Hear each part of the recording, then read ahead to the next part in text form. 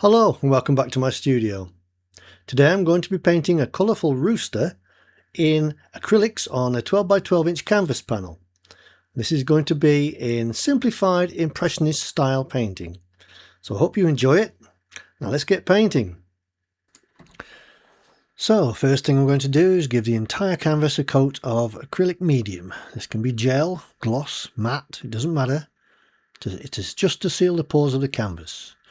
And then I'm using a transparent yellow to put as an imprimatura into the background to paint onto, and then dry it off completely with a hairdryer before I pick up a small brush and start putting in some of these darker detailed areas.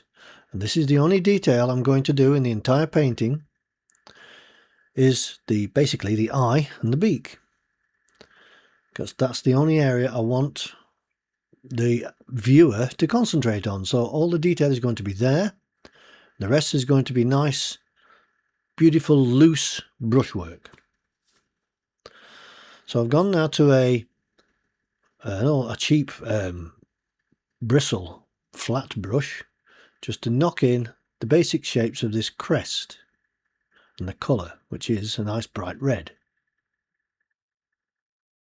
And then there's a little bit below, just here, and I'll put in a few different colours, the same colours, elsewhere into the painting.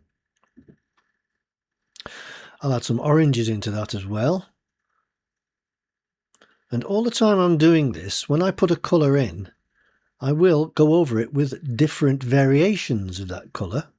So like for instance, I'm putting orange here, and I will add, once I've got those colours basically in, I will add different colours into them to create variation. Now because I'm painting relatively quickly and I'm painting directly from the tube, these paints here in these containers are just squeezed straight from the tube into there, then there's no water added, so the paint will stay wet for quite some time. The quickest way to make acrylic paints dry is to add water. Water dries by evaporation, so depending on the humidity of the area you're painting in, the paints can dry extremely quickly, as many of you know. So one of the things to do is don't add water, use it straight from the tube. Now I put them in these little containers in my palette, squeeze them in there, and it's got a little lid that at the end of the day I close and give it a little squirt of water the next day, and it's still fine, ready for painting. They stay wet. Okay, so I get asked about this a lot by people. How do you keep your paints wet? Well, in the palette, they stay wet on their own. In the container. On the palette, which is where I mix the paint, they seem to stay wet, again, for quite some considerable time, without me having to do anything. It's not a stay wet palette, it's a nylon peel off palette. In other words, once the paint is dry, you can actually peel it off to reveal the pure white nylon beneath, the plastic beneath it. This I have put in a link below. You can purchase these from the link, and if you do that, you purchased any of the items that I'm using here from the links, then it would help to support me greatly in my channel and help me to keep bringing you these videos. So thank you if you do. So still with this one brush, putting in the basic colours. I'm not interested in blending, although blending is really quite easy when you're doing this without water, because it stays wet for longer. You'll find blending so much easier. However, I don't want to do blending. I want the nice, thick, luscious, loose brush strokes. That's why I'm painting like with this, without water, more or less. Now I'm going to add some variations of colour into that dark area in a moment. I'm just putting some light areas into the tail, like that. And also while I'm here, I'm going to put in the background, which you'll notice is a grey tone, which is a cool grey with these paints grey and white. But what this does, it's a cool colour against the warm of that, against the rooster. So the rooster's nice and warm and hot colours, and the background's cool. So that really shows off the colours of the bird. And this is something that you need to consider when you're painting. Just like you consider dark against light and light against dark, you should also consider at the same time warm against cool and cool against warm. And it all helps to build up the picture to the best of your ability, basically, and to give it maximum impact. So, still using warm against cools. I'm putting some darker cools down here and add a touch of warmth into that because that body is slightly cooler. And I'll add other colours as well into these little areas, little warms, just to echo and harmonise the overall painting colour-wise. So if I've got a colour somewhere, I will add it elsewhere into the painting, just to try and harmonise. It can be a very subtle addition. It's like that red I've got in the actual bird's face. It's not bright red that I would put elsewhere in the painting, but there are subtle hints and clues to that colour. Now dry that layer off completely before I go on to the next layer. So with the 1-inch flat brush, which again is available in the links below, it's a bristle brush and is great for doing this very loose, random, abstract, haphazard kinds of backgrounds, which I love. So again, just re-establishing the background colours. So I'll put those greys back in there. And it's layers upon layers, again, which is all helping to build up the overall quality of the painting.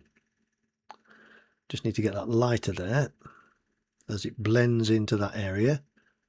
I'm doing very rough blends. I'm not doing very fine, detailed, meticulous blends. They're very rough and loose so that they accentuate the brush stroke. The brush stroke is the most important part of this kind of painting, and being bold. And if you're struggling with this, that's the one thing I can say is just put a big broad brush stroke down and leave it. Don't fiddle with it and see what comes out. And also experiment with the brush. I'm just using a fan brush here, a bristle fan brush, to put in the very light areas, that where the highlights are, where the light is going to be catching this bird. So just little bits here and there, down there on the body, not quite so bright as at the top. It's a lovely brush to use as a bristle fan brush, especially a worn one. Gets to a certain stage when they become extremely useful. So I'm just going to put in the little crest here again with this fan brush, bristle fan brush. So it doesn't look neat. It's not neat, nice and tidy. It's rough and loose.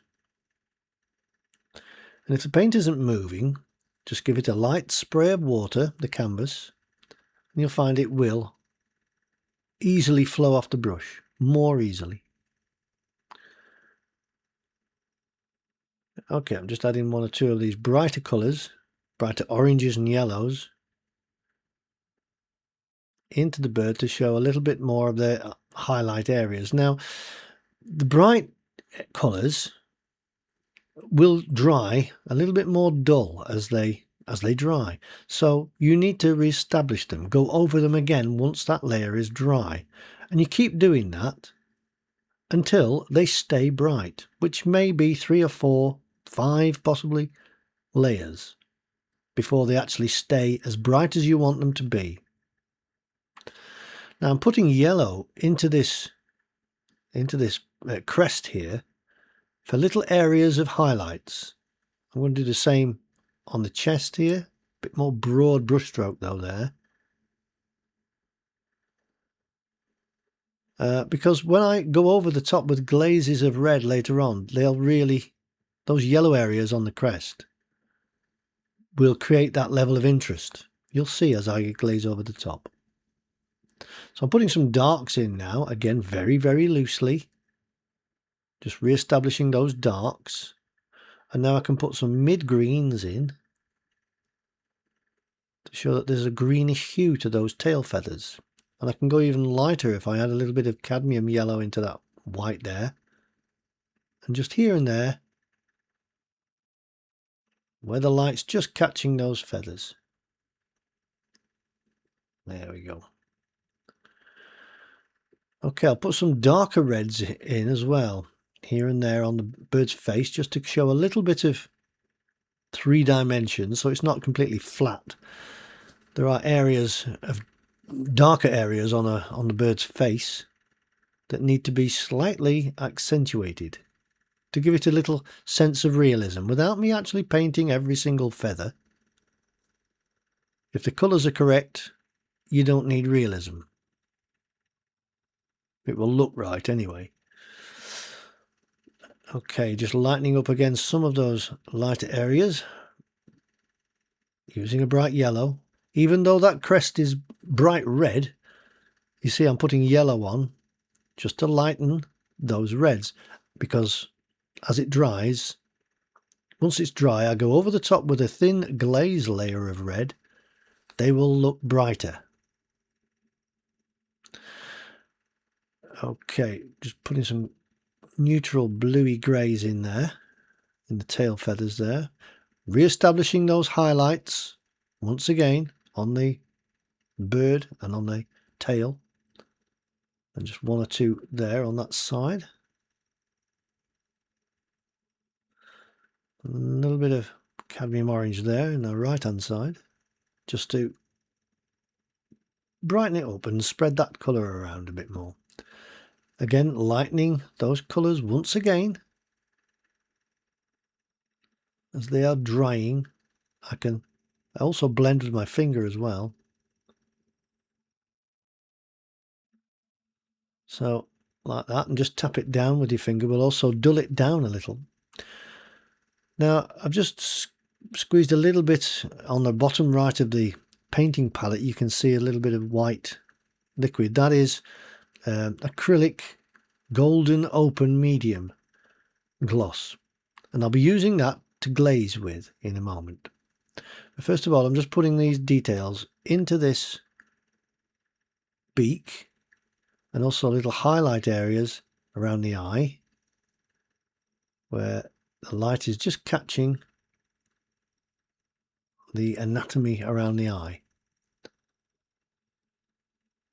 And then using a dagger brush, I can do this wonderful feather kind of brushstroke, because these roosters have these kind of feathers, long feathers, like that.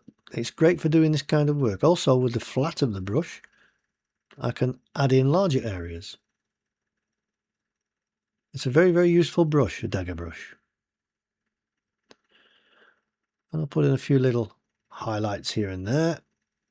Back to the light blue, phthalo blue and white, just to put in 1 or 2 of these longer little feather-like marks. Add a little bit of yellow to it just to create a nice green, and put 1 or 2 of those in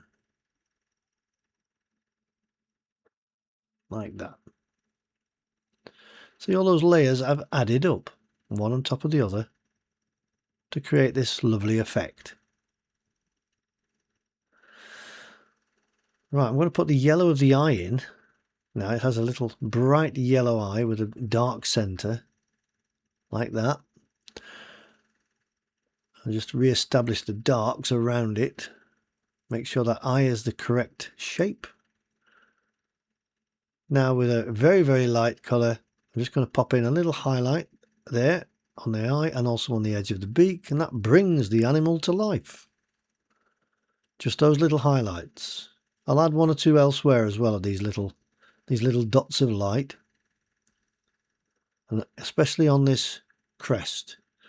Now I'm not doing a straight line around it, I'm just adding little broken bits of highlight, because it looks much more natural than doing a a line all the way around, which is the same width. It looks much more natural like this, broken. Can you see how I've done that?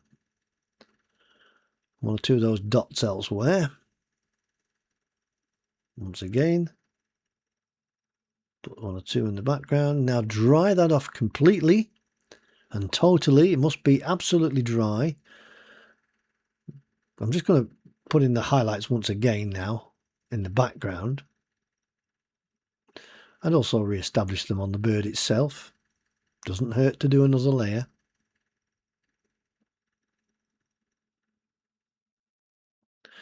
The highlights again, re-establishing those highlights on the crest.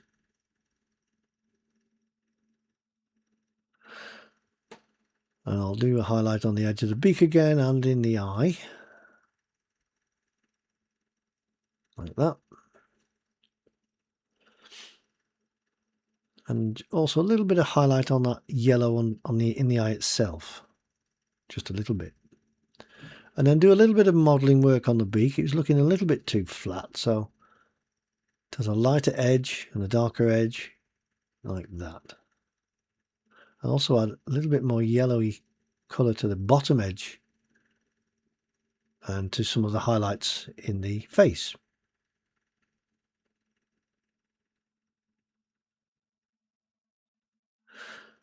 Okay. That needs to be a little bit of a lighter area there. Now I'm using a round nylon brush here with that medium and putting a little bit of yellow into it, transparent yellow. And you can see it brings the colours to life. I'll also add a little bit of red into that as well now. And then I can go over the entire area that I've just been doing on that crest with this red. It still looks a bit yellow, but this is the first layer of glazing. I can go over it again with another layer and it will get more and more red, but it will still stay bright because of that yellow underneath the painting. And you can see I've done this glaze over the top of that, but you can still see those areas underneath that are painted with the yellow. That's glazing. It's a see-through paint that creates a glowing effect.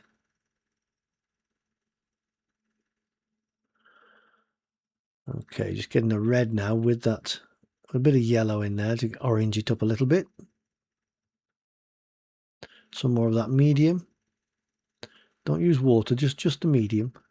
Now another layer of that red. And I can go darker with it still, here and there.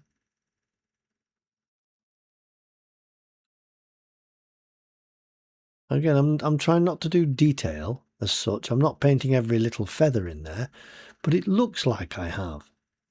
And I said that's what I said before. If you get the colours correct, it can look realistic and detailed without you doing much, really. Just got to get those colours right. Okay, now I'm drying that off once again, completely. Make sure it's completely and totally dry. And then back in with the red, the orangey red, onto that crest once again. You can see how it's going a bit more red now, but still is brighter. And I'll just go over the basic rest of the bird just like this until I'm happy with the outcome, until I'm satisfied basically. And I think that is the painting finished. I hope you enjoyed watching this video and hopefully found it instructive and entertaining. Let me know if you have any comments or questions that I may be able to help you with, and I hope you can join me on my next painting video. So until then, have a lovely day and happy painting!